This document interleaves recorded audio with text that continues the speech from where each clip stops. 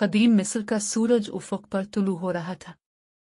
दरियाए नील के किनारे वाक़े एक छोटे से गांव में एक होनहार और तजस्सुस भरा लड़का अपनी दादी के साथ रहता था। को अहराम मिस्र की पुरस्कार कहानियों से बेहद दिलचस्पी थी, खास तौर पर इस अहराम से जो उफ़क़ पर दूर से झलकता था और जिसके बारे में कहा जाता था कि वहां राज़ों का दरवाज़ा है। एक दिन दादी ने इसे एक पुरानी चमड़े की किताब दी जिसमें एक कदीम नक्शा था। नक्शे पर एक रास्ता दिखाया गया था जो अहराम तक जाता था, लेकिन साथ ही कुछ निशानात और मिस्री अलामतें भी बनी हुई थीं। दादी ने कहा, ये तुम्हारे दादा की आखिरी याद है। वो इस अहराम के राज जानने निकले थे मगर वापस न आए। की आंखों में चमक आ गई। इसने फैसला कर लिया कि वो इस सफर को मुकम्मल करेगा। सफर का आगाज। अगली सुबह ने अपना थैला तैयार किया, नक्शा लिया और नील की तरफ रवाना हो गया।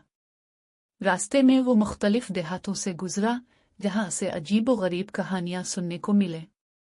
कुछ लोगों ने कहा कि अहराम के करीब रंग बदलता हुआ सांप पाया जाता है, तो कुछ ने बताया कि वहां वक्त रुक जाता है। रेगिस्तान के राज। रेगिस्तान में सफर आसान न था।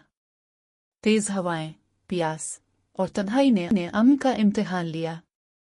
लेकिन एक रात जब वो एक पत्थर के नीचे छुपा आराम कर रहा था, एक बूढ़े फकीर ने इसे जगाया। फकीर ने इसे एक तिलिस्मी तावीज़ दिया और कहा, ये तुम्हें अंधेरे में रोशनी देगा, लेकिन याद रखो असल रोशनी तुम्हारे दिल में है। अहराम के दरवाजे पर। कई दिनों के बाद अहराम के करीब पहुंच गया। वो इतना ऊंचा और जादुई लग रहा था कि की सांस रुक गई। नक्शे पर आखिरी निशान और खुर्शीद के वक्त का था। जैसे ही सूरज की किरणें एक खास जाविये पर पड़ी, एक खुफिया दरवाजा खुल गया। अंदर दाखिल हुआ। वहां दीवारों पर कदीम मिस्री देवी देवताओं की तस्वीर थी और एक पत्थर के तख्त पर एक पुरस्कार तहरीर नक्श थी। सिर्फ वही जो अपने दिल की सच्चाई को जानता है आगे जा सकता है। ने तावीज को थामा और दिल से बोला, मैं सच जानने आया हूं, ना खजाना लेने, ना शोहरत पाने, सिर्फ दादा का ख्वाब पूरा करने। दीवार हिलने लगी और अंदर एक छोटा कमरा खुल गया जहां को एक और किताब मिली, इसके दादा की डायरी। डायरी में लिखा था कि राज खजाने या जादू का नहीं बल्कि इल्म, हिम्मत और सच्चाई का है। वापसी।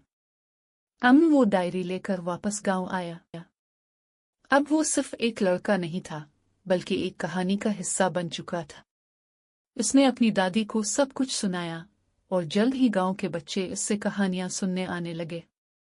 वो अहराम जो कभी सिर्फ दूर से देखा जाता था, अब एक नए राज से जुड़ा था, की जुर्रत का राज।